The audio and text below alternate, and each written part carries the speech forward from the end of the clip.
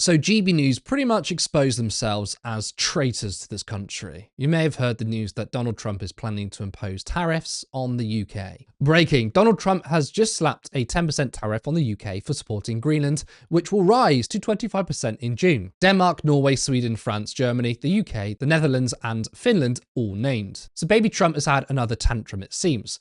But GB News, which is apparently the People's Channel, despite starting with 60 million quid and is currently owned by Paul Marshall, who was nearly a billionaire, have come out and defended Donald Trump. The international consequences of this move by Donald Trump cannot be underestimated.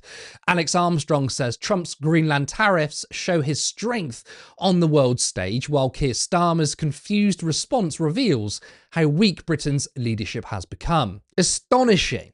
The right wing who talk about patriotism is defending a foreign leader imposing economic sanctions on this country. They are happy that we are being penalised because they love their daddy Trump. Also, Alex Armstrong saying the quiet part out loud there, explaining how, Greenland is resource rich, which is why the US wants it. Imagine going through that segment and then agreeing with Trump in wanting to take it, saying, oh, it's not as bonkers as one might think.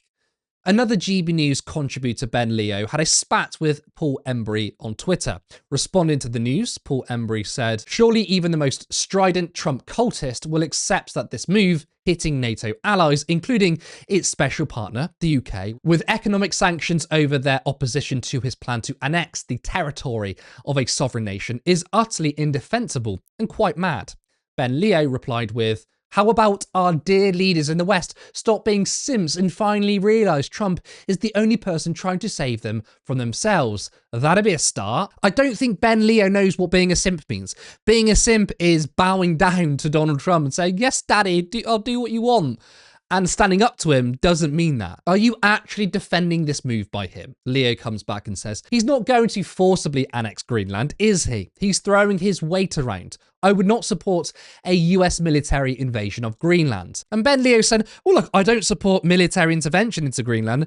What a low bar, And by the way, you can't trust Donald Trump. The guy has dementia and he's surrounded by Nazis. So he can't really be like, I don't believe he's going to do it. He might do. But even if he doesn't, just simply saying, I want to annex Greenland is still insane. Paul Embry fires back with, your position is so extraordinary that I found it hard to believe you meant it. Do you know for sure that he won't forcibly annex Greenland? He has certainly implied that he will, and that in itself crosses a line. Anyway, you've made your position clear. You support a foreign president launching an economic assault on your own country because it has the temerity to defend the concept of borders and national sovereignty. Some patriots you are. Now, Leo's response is unbelievably ironic and hypocritical. Unlike you, I look at things from a global and civilizational perspective.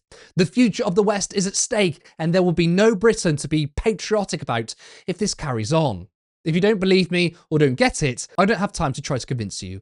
Sorry. I have a global and civilizational perspective. So-called nationalists who say they care about this country, seeing things from a global perspective. I mean, these people attack internationalists like me, yet they are internationalists. The modern right-wing and far-right movement, Tommy Robinson, Nigel Farage, whoever, GB News, are not nationalists who say, we care about this country and that's it, and we care about the British people. They're also internationalists, but they're internationalists in support of a foreign paedophile billionaire.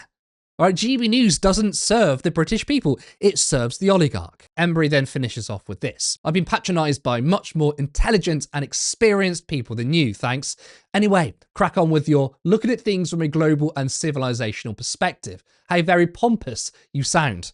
Meanwhile, I will see you as someone who is plainly a Trump cultist as well as an anti-patriot. And for that reason, I do not take you seriously. Now, what an exchange. One in which Ben Leo shows himself to be the simp. And Embry is absolutely right. These people are anti-patriots. They would happily see the destruction of this country if it was something Trump wanted. Imagine a scenario, an alternative universe where Bernie Sanders is president and Nigel Farage is prime minister. And Bernie Sanders went on a mad one. He said, I'm going to impose tariffs on the UK. Do you think GB News and the far right would be like, yeah, it's a good policy? No, they'd be like, how dare hard left commie Bernie Sanders introduce tariffs on the UK? Nigel Farage needs to stand up for this country, because they don't care about the policy. It's not about tariffs, right? It's not about the views. What it's about is the person doing it. These people are so intellectually dishonest. You seldom find a right-winger who's principled, who says, I don't care who says it. If this is your policy and I like it, I'll support it. Most of them are like, oh, because it's our foreign leader, Daddy Trump, well, we'll do as he says. He says, this is what you need to do. And they're like, yes, sir, I'll take my orders from you. They don't believe in anything, which is why I can confidently say if Joe Biden brought in tariffs, and again, Nigel Farage was Prime Minister, they would not support it.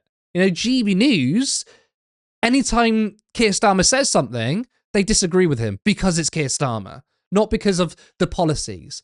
And by the way, Keir Starmer and the Labour Party have parroted a lot of the right-wing and reforms policies. They still disagree because it's the person. They believe in absolutely nothing. And also Ben Leo saying, no, I care about the West, and these hard left leaders across Europe are seeing the West decline.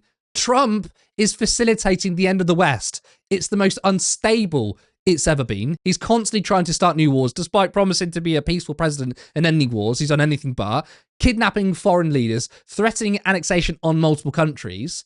The world hates the West as it is, for good reason. The West, particularly the US, is acting like the world police, has overthrown democratically elected leaders, some of them being incredibly popular, like Allende, and pushing in corporate stooges and despots and dictators, all so we can control the world and steal their resources. So the global south particularly hates the West, hates the US for very good reason, and this is going to further exacerbate it. It was unthinkable even 5 years ago that European nations would look to have closer ties with China. That's happening now because of Trump. Trump is a danger. Countries don't like that. He's enabling a global realignment. We need to understand the world we truly live in. It's not countries versus countries. It's the oligarchy versus the people. The dividing line is class. That's why you're seeing less real patriotic people and seeing fake patriots who serve the US, Israel, and their billionaire masters. And GB News just expose themselves in the clearest way possible that they represent the oligarchy over ordinary working class people. And I think in the eyes of many, they've gone too far. They've taken a step too far. Those that like their coverage on immigration and anti-wokeness may not like the fact that the channel has once again sided with Trump over the UK.